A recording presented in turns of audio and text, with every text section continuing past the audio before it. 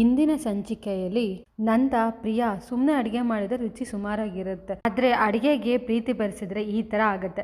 ಇಂಥ ಇಡ್ಲಿನ ನಾನು ಎಲ್ಲೂ ತಿಂದಿರಲಿಲ್ಲ, ಅಷ್ಟು ಸಖತ್ತಾಗಿದೆ ಅಮ್ಮ. ನೀನು ಯಾರು ಹೇಳು, ನಾನು ಆಯ್ಕೆ ಮಾಡಿರೋ ಸಂಸ್ಕಾರ ತಿಳುವಳಿಕೆ ಎಲ್ಲ ಇರೋ ಸೊಸೆ ನೀನು ಅಂತ ಹೇಳ್ತಾನೆ.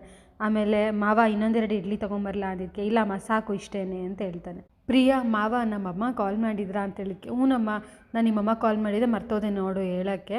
ನಿಮ್ಮಮ್ಮ ಮದುವೆ ಆಗಿದ್ದು ಮರುದಿನ ಏನೋ ಸಿಹಿ ಊಟ ಇರುತ್ತೆ ಅಂತ ಹೇಳಿದಾರಲ್ಲ, ನಿಮ್ಮನ್ನು ಕಳಿಸ್ಕೊಳ್ಳಿ ನಾವು ಬನ್ನಿ ಅಂತ ಹೇಳಿದ್ದಾರೆ. ಹೌದು ಮಾವ, ನೀವೆಲ್ಲರೂ ಬರಬೇಕು ಅಂತ ಅಂದ್ಬಿಟ್ಟು ಪ್ರಿಯಾ ಹೇಳ್ತಾರೆ. ಅದಕ್ಕೆ ನನಗಾಗಲ್ಲ ಮರಿ, ಮದುವೆಗೆ ಅಂತ ನಾನು ತುಂಬ ದಿನ ಅಂಗಡಿ ಕ್ಲೋಸ್ ಮಾಡಿದ್ದು, ನಮಗೆ ತುಂಬ ಆರ್ಡರ್ ಇದೆ, ಮನೇಲಿ ಯಾರನ್ನಾದರೂ ಕರ್ಕೊಂಡು ಹೋಗಮ್ಮ ಅಂತ ಹೇಳ್ತಾರೆ. ಆಮೇಲೆ ನಂದ ಗಿರಿಜಾ ಇಡ್ಲಿ ಮಾತ್ರ ಸೂಪರ್ ಆಗಿದೆ, ಒಂದು ತುತ್ತು ಬಿಡ್ದಂಗೆ ಎಲ್ಲರೂ ತಿನ್ನಿ ಅಂತ ಹೇಳ್ತಾರೆ.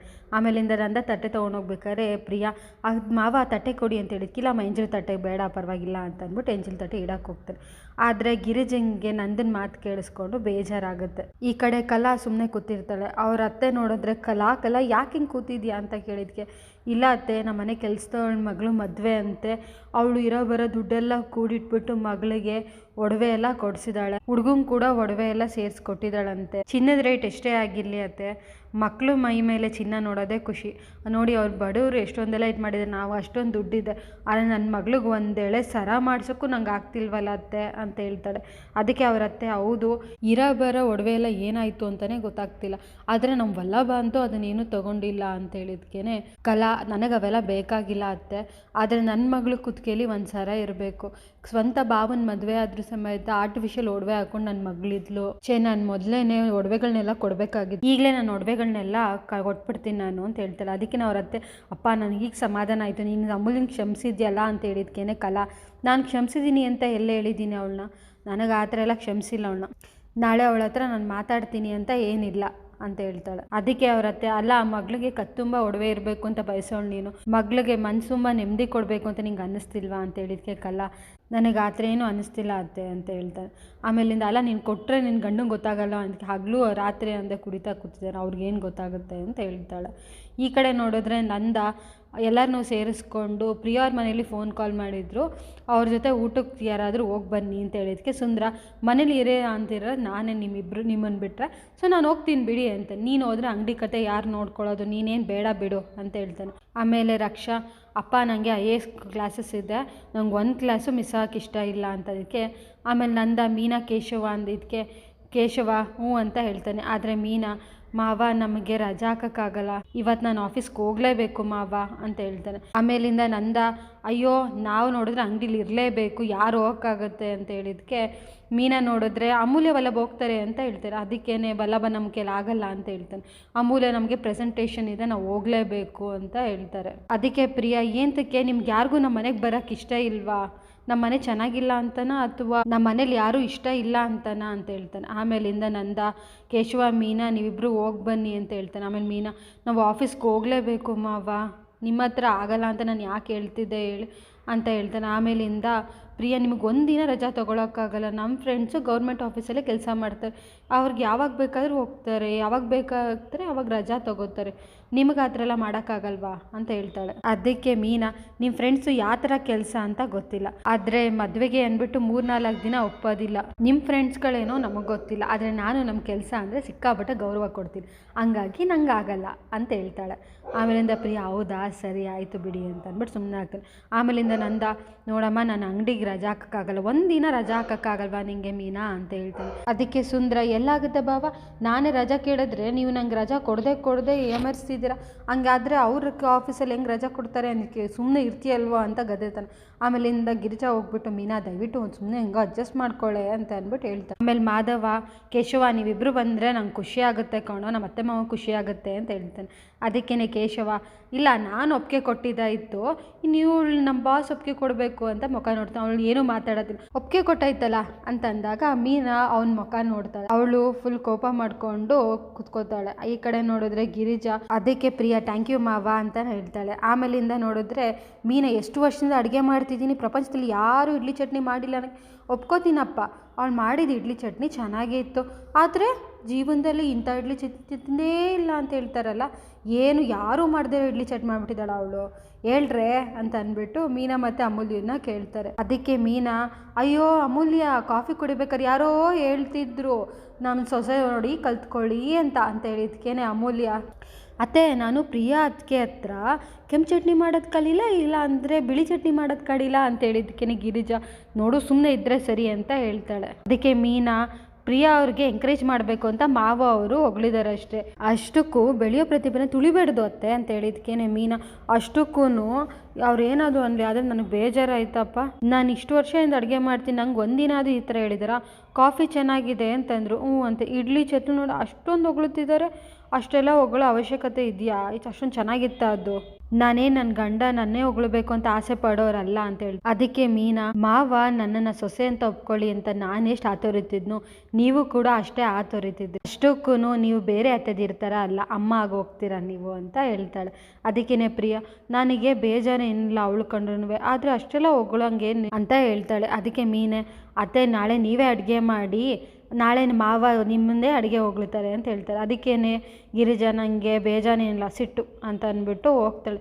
ಮೀನಾ ಅದಕ್ಕೇನೆ, ನಮ್ಮ ಅತ್ತೆಗೇನೋ ಇದ್ರ ಚಿಂತೆ, ಆದರೆ ನನಗೆ ಮತ್ತೆ ಆಫೀಸ್ಗೆ ಅರ್ಧ ದಿನ ರಜೆ ಹಾಕ್ಬೇಕಲ್ಲ ಅಂತ ಚಿಂತೆ, ನೀನು ಬೇಡ ಅಮ್ಮು ಜಾಣೆ, ಹೇಗೋ ಬಚಾವಾಗ್ಬಿಟ್ಟೆ. ಅದಕ್ಕೇನೆ ಅಮೂಲ್ಯ, ಇಲ್ಲ ಅಕ್ಕ ನಿಜವಾಗ್ಲೂ ಅರ್ಜೆಂಟ್ ಪ್ರೆಸೆಂಟೇಷನ್ ಇದೆ, ತುಂಬ ಇಂಪಾರ್ಟೆಂಟ್ ಅದು ನನಗಿಲ್ಲ ಅಂದರೆ ಬರ್ತಾಯಿದೆ ನಿಮ್ಮ ಜೊತೆ ಅಂತ ಹೇಳ್ತಾಳೆ.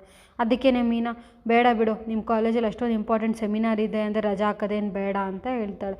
ಅದಕ್ಕೇನೆ ಅಮೂಲ್ಯ, ನಿಮ್ಗೆ ಹೋಗೋಕ್ಕೆ ಇಷ್ಟ ಇಲ್ಲ ಅಲ್ವಾ ಅಕ್ಕ ಅಂತ ಹೇಳಿದ್ಕೇನೆ ಮೀನಾ, ನನಗೆ ಹೋಗಿ ಹೋಗಿ ಆ ಅಮ್ಮನಿಗೆ ಸಿಗಾಕೋತೀನಿ ಅಂತ ಬೇಜಾರಷ್ಟು, ಆಮೇಲೆ ಆಫೀಸಿಗೆ ಬೇರೆ ಅರ್ಧ ದಿನ ರಜೆ ಹಾಕ್ಬೇಕು, ಆ ಮ್ಯಾನೇಜರ್ ಇನ್ನೂ ಏನೇನು ಹೇಳ್ತಾರೋ ಏನೋ ಅಂತ ಹೇಳ್ತಿರ್ತಾಳೆ. ಅದಕ್ಕೆ ಅಮ್ಮು, ಅಯ್ಯೋ ಏನಾಗಲ್ಲ ಅಕ್ಕ, ರಜಾ ಕೇಳಿ ಕೊಡ್ತಾರೆ ಅಂತಂದು. ಅದಕ್ಕೇನೆ ಮೀನಾ, ಸರಿ ಅಮ್ಮು ಸೆಮಿನಾರ್ ಇದೆ ಅಂತ ಹೇಳಿದ್ಯಲ್ಲ, ಆಲ್ ದಿ ಬೆಸ್ಟ್, ಚೆನ್ನಾಗಿ ಮಾಡು ಆಯಿತಾ ಅಂತ ಅಂದ್ಬಿಟ್ಟು ಹೇಳ್ಬಿಟ್ಟು ಇಬ್ಬರು ಹೊರಡ್ತಾರೆ. ಈ ಕಡೆ ಪ್ರಿಯಾ ಅವ್ರ ಅಮ್ಮಂಗೆ ಕಾಲ್ ಮಾಡಿಬಿಟ್ಟು, ಅಮ್ಮ ನಾವು 4 ಜನ ಬರ್ತಾಯಿದ್ದೀವಿ, ಊಟಕ್ಕೆಲ್ಲ ರೆಡಿ ಮಾಡ್ಕೊಳ್ಳು ಅಂತ ಹೇಳಿದ್ಕೇನೆ ಅವರಮ್ಮ ಯಾರು ಬರ್ತಿದ್ದಾರೆ ಅಂತ ಕೇಳಿ, ನಾನು ಮತ್ತು ನಿನ್ನ ಅಳಿಯ, ಆಮೇಲೆ ಮೀನಾ ಮತ್ತು ಕೇಶವ ಬರ್ತಿದ್ದಾರೆ ಅಂತ ಹೇಳಿ. ಆಮೇಲೆ ಪ್ರಿಯಾ, ಅಮ್ಮ ಅಡುಗೆಗೆಲ್ಲ ದಿನಸಿ ಇದೆ ಅಲ್ವಾ ಅಂತ ಹೇಳ್ತಾಳೆ. ಅದಕ್ಕೇನೆ ಅವರಮ್ಮ, ಎಲ್ಲ ಇದೆ ಕಣೆ, ಏನು ತೊಂದರೆ ಇಲ್ಲ ಅಂತ ಹೇಳ್ತಾಳೆ. ಆಮೇಲಿಂದ ಅವರಮ್ಮ, ನೀನು ಬರಬೇಕಾದ್ರೆ ಎಲ್ಲ ಒಡವೆನೂ ಹಾಕೋಬಾ, ಅಲ್ಲಿದ್ದರೆ ಸುಮ್ಮನೆ ಡೇಂಜರ್ ಅದು, ಆಮೇಲೆ ಅದು ನಕಲಿ ಅಂತ ಗೊತ್ತಾಗ್ಬಿಟ್ಟು ಸುಮ್ಮನೆ ರಂಪಾಟ ಆಗುತ್ತಷ್ಟೆ, ಆ ಹಸಿಮೆಣ್ಸಿನ್ಕಾಯಿ ಮೀನೇ ಇದ್ದಾಳಲ್ಲ ಅವಳೇ ಸಾಕು ರಂಪ ಮಾಡೋಕ್ಕೆ, ಅದನ್ನೇ ದೊಡ್ಡ ವಿಚಾರ ಆಗೋಗುತ್ತೆ ಕಣೆ, ಅದಕ್ಕೆ ಹೇಳಿದ್ದು ನೀನು ಬರಬೇಕಾದ್ರೆ ಒಡವೆ ಎಲ್ಲ ಹಾಕೊಂಬಾ ಸರಿನಾ,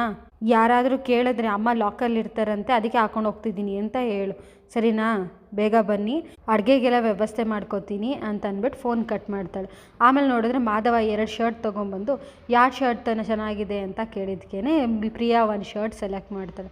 ಆಮೇಲೆ ಪ್ರಿಯಾ ಮಾಧವಂಗೆ ಶರ್ಟ್ ಹಾಕೊಳ್ಳೋಕ್ಕೆ ಹೆಲ್ಪ್ ಮಾಡಿಕೊಡ್ತಾಳೆ. ಮಾಧವ ಪ್ರಿಯನ್ನ ಹಂಗೆ ನೋಡ್ತಾ ಇರ್ತಾನೆ. ಆಮೇಲಿಂದ ಪ್ರಿಯಾ ಕಾಲು ಬೆರಳುಗಳಲ್ಲೇ ರಂಗೋಲಿ ಹಾಕ್ತಾ ಇರ್ತಾಳೆ. ಆಮೇಲಿಂದ ಮಾಧವ ಮತ್ತು ಪ್ರಿಯಾ ಇಬ್ಬರು ಮುತ್ಕೊಡೋಕೆ ಹೋದಾಗ ಪ್ರಿಯಾ, ಅಯ್ಯೋ 1 ನಿಮಿಷ ಅಂತ ಅಂದ್ಬಿಟ್ಟು, ರೀ ನಾನು ಯಾವ ಸೀರೆ ಉಟ್ಕೊಳ್ಳಿ ಅಂತ ಕೇಳ್ತಾಳೆ.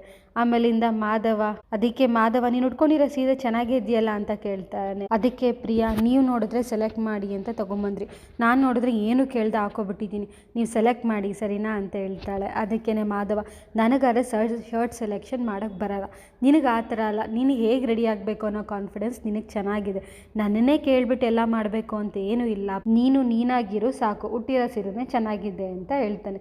ಅದನ್ನು ಕೇಳಿಸ್ಕೊಂಡು ಪ್ರಿಯಂಗೆ ಫುಲ್ ಖುಷಿ ಆಗುತ್ತೆ. ಆಮೇಲಿಂದ ಪ್ರಿಯ, ರೀ ನಂಗೆ ಆಶೀರ್ವಾದ ಮಾಡಿ ಅಂತ ಕೇಳ್ತಾಳೆ. ಅದಕ್ಕೇನೆ ಪ್ರಿಯಾ, ನಮ್ಮಮ್ಮ ಹೇಳಿದ್ದಾರೆ ಮನೆಯಿಂದ ಹೊರಡೋಕ್ಕಿಂತ ಮುಂಚೆ ಅತ್ತೆ ಮಾವ ಗಂಡನ ಆಶೀರ್ವಾದ ತೊಗೊಂಡು ಹೊರಡು ಅಂತ ಹೇಳ್ತಾಳೆ. ಅದಕ್ಕೇನೆ ಮಾಧವ್, ಹೌದಾ ಸರಿ ಅಂದ್ಬಿಟ್ಟು ಕಾಲಿಗೆ ಬೀಳಕ್ಕೆ ಹೋಗ್ತಾನೆ. ಅದಕ್ಕೇನೆ ಗಿರಿಜಾ, ತಪ್ಪು ಅದು, ನಾನು ಬೇಕಾದ್ರೆ ನಿಮ್ಮ ಕಾಲಿಗೆ ಬೀಳ್ಬೋದು, ಆದರೆ ಗಂಡ ಹೆಂಡತಿ ಕಾಲಿಗೆ ಬೀಳ್ಬಿಡ್ದು, ತಪ್ಪು ಅಂತ ಹೇಳ್ತಾಳೆ. ಅದಕ್ಕೆ ಮಾಧವ, ನೋಡು ಆ ಥರ ಏನಿಲ್ಲ, ಇಬ್ಬರು ಸಮಾನರು, ನಾವು ಗಂಡಸರಾಗ್ಬಿಟ್ರೆ ನಮ್ಮ ತಲೆ ಮೇಲೆ ಏನು 2 ಕೊಂಬ ಇರುತ್ತೆ, ಸೊ ಇದೆಲ್ಲ ಕಾಲಿಗೆ ಬಿದ್ದು ಆಶೀರ್ವಾದ ತೊಗೊಳೋದೇನು ಬೇಡ, ಆ ಥರ ಇತ್ತು ಅಂದರೆ ಹೇಳು, ನಾನು ನಿನ್ನ ಕಾಲಿಗೆ ಬಿದ್ದು ಆಶೀರ್ವಾದ ತೊಗೋತೀನಿ ಅಂತ ಹೇಳ್ತಾನೆ. ಅದಕ್ಕೇನೆ ಪ್ರಿಯ, ಆಗಲ್ಲ ಕಣ್ರಿ ಅಂತ ಹೇಳಿದ್ಕೆ ಮಾಧವ, ನೋಡು ನಾನು ಕಾಲಿಗೆ ನೀನು ಬೀಳಂಗಿಲ್ಲ, ಇದು ಫಿಕ್ಸ್ ಸರಿನಾ, ಗಂಡ ಹೆಂಡತಿ ಅಂದರೆ ಬೆಸ್ಟ್ ಫ್ರೆಂಡ್ಸ್ ಥರ ಒಳಗೊಂದು ಹೊರಗೊಂದು ಇರಬೇಡ್ದು, ಆಗ ಲೈಫ್ ಬ್ಯೂಟಿಫುಲ್ ಆಗಿರುತ್ತೆ ಅಂತ ಹೇಳ್ತಾರೆ. ಅದಕ್ಕೇನೆ ಪ್ರಿಯ, ಹೌದು ರೀ, ನಿನ್ನೆ ರಾತ್ರಿ ನನಗೆ ಮಲ್ಕೊಂಡಿದ್ನಲ್ಲ, ನಿಮಗೆ ಬೇಜಾರ ಇಲ್ಲ ತಾನೇ ಅಂತ ಹೇಳ್ತಾಳೆ. ಅದಕ್ಕೆ ಮಾಧವ, ಅಯ್ಯೋ ದೇವ್ರೆ ಪ್ರಿಯಾ, ಇನ್ನೊಂದ್ಸಲಿ ಇದೇ ವಿಚಾರ ಕೇಳಿದ್ರೆ ನಿಜವಾಗ್ಲೂ ನೋಡು ಇದೇ ಕುಂಟ್ಕಾಲಲ್ಲಿ ಆಮೇಲೆ ಈ ರೂಮಿಂದ ಹೊರಗು ಓಡೋಗ್ಬಿಡ್ತೀನಿ ಅಷ್ಟೇ ಅಂತ ಹೇಳ್ತಾನೆ. ಅದನ್ನು ಕೇಳಿಸ್ಕೊಂಡು ಪ್ರಿಯಂಗೆ ಫುಲ್ ಖುಷಿ ಆಗುತ್ತೆ. ಇಬ್ಬರು ನಗ್ತಾ ಇರ್ತಾರೆ. ಈ ಕಡೆ ವಲ್ಲಭ ಕೂತ್ಕೊಂಡು ಬ್ಯಾಗ್ ರೆಡಿ ಮಾಡ್ಕೋತಾ ಇರ್ತಾನೆ. ಅಷ್ಟರಲ್ಲಿ ನೋಡಿದ್ರೆ ಅಮೂಲ್ಯ, ಕಡಪಪ್ಪ ಇವೆರಡು ಡ್ರೆಸ್ಸಲ್ಲಿ ನೋಡು ಯಾವ ಡ್ರೆಸ್ ಹಾಕೊಳ್ಳಿ ಅಂತ ಅಂದ್ಬಿಟ್ಟು ಕೇಳ್ತಾಳೆ. ಅದಕ್ಕೇನೆ ವಲ್ಲಭ, ಇದ್ಯಾಕೆ ನನ್ನ ಹತ್ರ ಕೇಳ್ತಿದ್ಯಾ, ಹುಚ್ಚುಚ್ಚಾಗಿ ಆಡ್ತಿದ್ಯಲ್ಲ, ಯಾವುದಾದ್ರೂ ಹಾಕೋ ಅಂತ ಹೇಳ್ತಾನೆ. ಅದಕ್ಕೇನೆ ಅಮೂಲ್ಯ, ನನಗೆ ಹೇಳುವಲ್ಲಪ್ಪ, ನಂಗೆ ತುಂಬ ಕನ್ಫ್ಯೂಷನ್ ಆಗ್ತಿದೆ. ಕಾಲೇಜಲ್ಲಿ ನೋಡಿದ್ರೆ ಸೆಮಿನಾರ್ ಬೇರೆ ಇದೆ, ನಾನು ಚೆನ್ನಾಗಿ ಕಾಣಿಸ್ಬೇಕಲ್ವಾ, ಪ್ಲೀಸ್ ಹೇಳು ಅಂತ ಹೇಳ್ತಾನೆ. ಅದಕ್ಕೇನೆ ವಲ್ಲಭ, ಅದು ಕಾಲೇಜು ಫ್ಯಾಷನ್ ಇವೆಂಟ್ ಅಲ್ಲ ಅಂತ ಅಂದ್ಬಿಟ್ಟು ಒಂದು ಡ್ರೆಸ್ ಸೆಲೆಕ್ಟ್ ಮಾಡ್ತಾನೆ. ಆದರೆ ನೋಡಿದ್ರೆ ಅಮೂಲ್ಯಂಗೆ ಆ ಡ್ರೆಸ್ ಇಷ್ಟ ಆಗಲ್ಲ. ಸರಿ ಅಂತ ಅಂದ್ಬಿಟ್ಟು ಇನ್ನೊಂದು ಕೈಯಲ್ಲಿದ್ದಿದ್ದು ಬಟ್ಟೆನ ನಾನು ಇದೇ ಬಟ್ಟೆ ಹಾಕೋತೀನಿ ಅಂತ ಹೇಳ್ತಾಳೆ. ಅದಕ್ಕೇನೆ ವಲ್ಲಭ, ನನ್ನನ್ನು ನೋಡಿದ್ರೆ ಸೆಲೆಕ್ಟ್ ಮಾಡು ಅಂತ ಹೇಳ್ಬಿಟ್ಟು ಈಗ ನೋಡಿದ್ರೆ ನಾನು ಟೈಮ್ ವೇಸ್ಟ್ ಮಾಡಿಬಿಟ್ಟು ನಾನು ಸೆಲೆಕ್ಷನ್ ಡಬ್ಬ ಅಂತ ಹೇಳ್ತಿದ್ಯಾ, ನೀನು ಮಾಡ್ತೀನಿ ನಾನು. ಹೌದು ಕಣೆ, ನನ್ನ ಸೆಲೆಕ್ಷನ್ ಡಬ್ಬನೇ, ಕೇಳು ನೀನ ಮದುವೆ ಆಗಿದ್ದೀನಲ್ಲ, ನಾನೇನಾದರೂ ಹೇಳಿದ್ರೆ ಮಾತ್ರ ನೀನು ಕೊತ್ತ ಅಂತ ಕೋಪ ಕುದಿಯುತ್ತೆ ಅಲ್ವಾ ಅಂತ ಹೇಳ್ತಾನೆ. ಅದಕ್ಕೇನೆ ಅಮೂಲ್ಯ, ನೋಡು ನೀನು ನನ್ನ ಮದುವೆ ಆಗಿದ್ಯಾ ಅಂತ ಹೇಳಿದ್ರೆ ಎಲ್ಲರೂ ನೀನು ಗುಡ್ ಬಾಯ್ ಅಂತ ಹೇಳ್ತಾರೆ ಅಂತ ಹೇಳ್ತಾಳೆ. ಅದಕ್ಕೇನೆ ವಲ್ಲಭ, ಓ ಗುಡ್ ಬಾಯ್ ಅಂತ ಬೇರೆ ಹೇಳ್ತಾರೆ, ನಿನ್ನ ನೋಡಿದ್ರೆ ನೀನು ಹೆಂಡತಿ ಅಂತ ಬೇರೆ ಹೇಳ್ಕೊತೀನಿ, ಅಂಥದ್ದೆಲ್ಲ ಸೀನ್ ಇಲ್ಲ, ಬೇಗ ರೆಡಿಯಾಗೋ ಅಂತ ಹೇಳ್ತಾನೆ. ಅದಕ್ಕೇನೆ ಅಮೂಲ್ಯ, ನಾನು ರೆಡಿ ಆಗೋಕ್ಕೆ 10 ನಿಮಿಷ ಸಾಕು, ನಾನು ನ್ಯಾಚುರಲ್ ಬ್ಯೂಟಿ ಗೊತ್ತಾ ಅಂತ ಹೇಳ್ತಾಳೆ. ಅದಕ್ಕೇನೆ ವಲ್ಲಭ, ನೀನು ನ್ಯಾಚುರಲ್ ಅಂತ ಹೇಳು, ಆದರೆ ಬ್ಯೂಟಿ ಅಂತ ಹೇಳ್ಬೇಡ, ಆಮೇಲೆ ಕರ್ನಾಟಕ ಜನ ಪಕ್ಕ ಅಂತ ನಕ್ಬಿಡ್ತಾರೆ ಅಂತ ಹೇಳ್ತಾನೆ. ಅದಕ್ಕೇನೆ ಅಮೂಲ್ಯ, ಬೇಡ ಕಾಡ್ಪಪ್ಪ ಅಂತ ಹೇಳ್ತಾಳೆ. ಅದಕ್ಕೆ ನೋಡು ಆಗಲೇ ಕಾಡ್ಪಪ್ಪ ಆಗೋದೆ, ಕೆಲಸ ಆಗಬೇಕಾದ್ರೆ ವಲ್ಲಭ ಅಂತ ಹೇಳ್ತೀಯ, ಈಗ ನೋಡಿದ್ರೆ ಕಾಡ್ಪಪ್ಪ ಅಂತ ಹೇಳ್ತೀಯಾ, ಹಿಂಗೆ ಆಡಿದ್ರೆ ನೋಡು ನಾನು ಲ್ಯಾಪ್ಟಾಪಲ್ಲಿ ಇರೋದೆಲ್ಲ ಡಿಲೀಟ್ ಆಗಿಬಿಡುತ್ತೆ, ಮಾಡಲಾ ಅಂತ ಹೇಳ್ತೀನಿ. ಇಲ್ಲ ಬೇಡ ಅಂತ ಅಂದ್ಬಿಟ್ಟು ಅಮೂಲ್ಯ ಹೇಳ್ತಾಳೆ. ಆಮೇಲಿಂದ ವಲ್ಲಭ, ಬೇಗ ರೆಡಿ ಆಗಿಬಿಟ್ಟು ಕಾಲೇಜಿಗೆ ಬಾ, ಅನಾಗರಿಕ ನನ್ನ ಮಕ್ಕಳೆಲ್ಲ ನಮ್ಮ ಮನೆಗೆ ಬಂದುಬಿಟ್ಟು ಅಂತ ಅಂದ್ಬಿಟ್ಟು ಬೈದ್ಬಿಟ್ಟು ಹೋಗ್ತಾನೆ. ಈ ಕಡೆ ನೋಡಿದ್ರೆ ಅಮೂಲ್ಯ, ಸರಿ ಆಯಿತು ಅಂತ ಅಂದ್ಬಿಟ್ಟು ಕೋಪ ಮಾಡಿಕೊಂಡು ನಿಂತ್ಕೊಂಡಿರ್ತಾಳೆ. ಈ ಕಡೆ ನೋಡಿದ್ರೆ ನಂದ ಕುತ್ಕೊಂಡು, ಅಯ್ಯೋ 4 ದಿನ ಅಂಗಡಿಗಳಿಗೆ ಬೇರೆ ರಜಾ ಹಾಕ್ಬಿಟ್ಟಿದ್ದೀನಿ ಅಂತ ಹೇಳ್ತಿರ್ತಾನೆ. ಗಿರಿಜಾ ಪ್ರಿಯನ್ ನೋಡಿದಾಗ, ಏನಂತಕ್ಕೆ ಪ್ರಿಯ ಇಷ್ಟೊಂದೆಲ್ಲ ಒಡವೆ ಹಾಕೊಂಬಂದ್ಬಿಟ್ಟಿದ್ಯಾ, ಅದಕ್ಕೆ ನಮ್ಮ ಅಮ್ಮ ಬೇರೆ ಹೇಳಿದ್ರು ಇದನ್ನು ಲಾಕರ್ ಇಡೋಣ ಅಂತ, ಅದಕ್ಕೆ ಅಂತ ಹೇಳಿದ್ರು. ಅದಕ್ಕೆ ಸುಂದ್ರ, ಅವು ಕಣಮ್ಮ ಚಿನ್ನದ ಬೇರೆ ಕಳ್ತನ ಆಗ್ಬಿಡ್ತು, ನೀನು ಬೇರೆ ನಿಮ್ಮ ಅಪ್ಪ ಅಮ್ಮ ಚಿನ್ನ ಅಂತ ಬೇರೆ ಹೇಳ್ತಾರಲ್ಲ, ಯಾರೋ ಕತ್ಕೊಂಡು ಹೋಗ್ಬಿಟ್ರೆ ಅಂತ ಹೇಳ್ತಾನೆ. ಆಮೇಲಿಂದ ನಂದ, ಅಲ್ಲ ನಮ್ಮನೇಲೇ ಇಡ್ಬೋದಿತ್ತು, ಸರಿ ಬಿಡಮ್ಮ ನಿಮ್ಮ ಅಮ್ಮ ಹೇಳಿದಾರಲ್ಲ ಪರವಾಗಿಲ್ಲ ತೊಗೊಂಡೋಗು ಲಾಕರ್ಲೇ ಇಡು ಅಂತ ಹೇಳ್ತಾರೆ. ಆಮೇಲಿಂದ ಅಮೂಲ್ಯ ಮತ್ತು ವಲ್ಲಭ ಇಬ್ಬರು ಕಾಲೇಜ್ಗೆ ಹೊರಡ್ತಾ ಇರ್ತಾರೆ. ಗಿರಿಜಾ ಆಮೇಲೆ ಎಕ್ಸಾಮ್ ಚೆನ್ನಾಗಿ ಮಾಡಿ ಅಂತ ಹೇಳ್ತಾಳೆ. ಆಮೇಲಿಂದ ಕೇಶವ, ಆಲ್ ದಿ ಬೆಸ್ಟ್ ಇಬ್ರಿಗೂ, ಚೆನ್ನಾಗಿ ಜಯಶೀಲವಾಗಿ ಬನ್ನಿ ಅಂತ ಹೇಳ್ತಾನೆ. ಆಮೇಲಿಂದ ಚಿಕ್ಕು ಚೆನ್ನಾಗಿ ಮಾಡು ಅಂತ ಅಂದ್ಬಿಟ್ಟು ಮಾಧವ ಹೇಳ್ತಾನೆ. ವಲ್ಲಭ ನೋಡಿದ್ರೆ ಅವ್ರ ಅಪ್ಪನ ಮುಖ ನೋಡ್ತಿದ್ದೆ, ಅವರಪ್ಪ ಏನೂ ರಿಯಾಕ್ಟ್ ಮಾಡೋದಿಲ್ಲ. ಮುಂದಿನ ಸಂಚಿಕೆಯಲ್ಲಿ ಕೇಶವ, ಮಾಧವ, ಆಮೇಲೆ ಮೀನಾ, ಪ್ರಿಯಾ ಎಲ್ರೂ ಪ್ರಿಯಾ ಅವ್ರ ಅಮ್ಮನ ಮನೆಗೆ ಹೋಗಿರ್ತಾರೆ. ಅಲ್ಲಿ ನೋಡಿದ್ರೆ ಸಾಲ್ಗಾರ ಮನೆಗೆ ಬಂದು, ಪರಮೇಶ್ವರ್ ನನ್ನ ವ್ಯವಹಾರ ಮುಗಿಯೋವರೆಗೂ ನಾನು ಇಲ್ಲಿ ಹೊರಡೋದಿಲ್ಲ ಅಂತ ಹೇಳ್ತಾನೆ. ಅದಕ್ಕೇನೆ ಮೀನಾ, ಒಂದು ಹೆಣ್ಣಿನ ವಿಚಾರ ನಿಮ್ಗೆ ವ್ಯವಹಾರ ಆಗೋಯ್ತು, ಇಷ್ಟು ದಿನ ಬಂದುಬಿಟ್ಟು ನಿಮ್ಮ ಮಗಂಗೆ ಮದುವೆ ಮಾಡಿಕೊಡಿ ಅಂತ ಕೇಳೋದು ಅರ್ಥ ಆಯಿತು, ಈಗ ಅವಳು ನಮ್ಮ ಮನೆ ಸೊಸೆ, ಸುಮ್ಮನೆ ಈ ಥರ ಎಲ್ಲ ಸೀನ್ ಕ್ರಿಯೇಟ್ ಮಾಡೋದು ಬಿಟ್ಬಿಟ್ಟು ನಿಮ್ಮ ಮಗಂಗೆ ಬೇರೆ ಹುಡುಗಿ ನೋಡ್ಬಿಟ್ಟು ಮದುವೆ ಮಾಡಿ ಅಂತ ಹೇಳ್ತಾನೆ. ಅದಕ್ಕೇನೆ ಅವನು, ನನಗೇನು ತಲೆ ಕೆಟ್ಟಿದ್ಯಾ ಇಂಥವ್ರ ಮನೆ ಸಂಬಂಧ ಮಾಡೋಕ್ಕೆ ಅಂದ್ಬಿಟ್ಟು, ನನಗೆ 1.5 ಲಕ್ಷ ರೂಪಾಯಿ ದುಡ್ಡು ಕೊಡಬೇಕು, ನಾನು ಅದ್ರ ಬಗ್ಗೆ ಮಾತಾಡ್ತಿರೋದು ಅಂತ ಹೇಳ್ತಾರೆ. ಅದನ್ನು ಕೇಳಿಸ್ಕೊಂಡು ಎಲ್ರಿಗೂ ಶಾಕ್ ಆಗುತ್ತೆ. ಶಾಕಲ್ಲಿ ಅಲ್ಲೇ ನಿಂತ್ಕೊಂಡಿರ್ತಾರೆ. ಇಲ್ಲಿಗೆ ಸಂಚಿಕೆ ಮುಕ್ತಾಯ ಆಗುತ್ತೆ.